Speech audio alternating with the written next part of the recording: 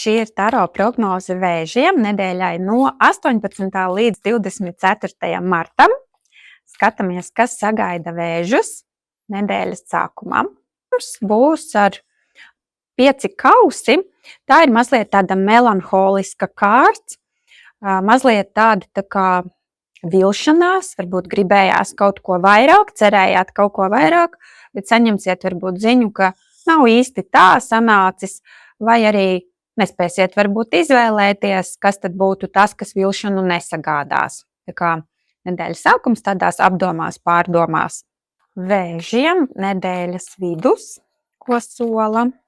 Nedēļas vidū 6 monētas, te mums ir finanšu plūsma. Droši vien būs kaut kāda naudiņa ienāks, vai arī aizies. Ja, jo te naudiņa gan nāk, gan iet, varbūt būs kaut kāds pirkums, vai būs pie kāda jāaiziet speciālista, pie friziera vai servis, kaut kas, kur būs naudiņa jāsamaksā, vai arī jums tieši samaksās, pie jums atnāks klients ar naudu. Vēžiem nedēļas nogale, ko sola, skatāmies 5 zobeni.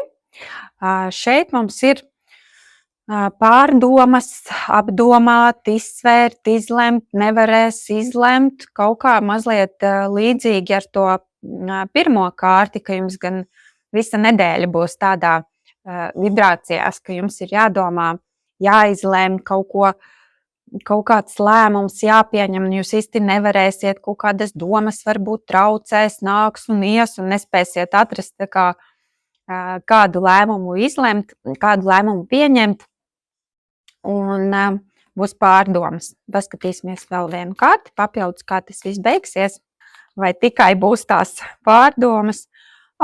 Beigās ir rezultāts. 7 monētas, šī ir rezultātu kārta, kad jūs sākat saņemt augļus. Kaut ko būsiet droši vien domājuši, izlēmuši, un tad būs arī jau rezultāts, nebūs ilgi jāgaida. Vēži, lai jums veicās!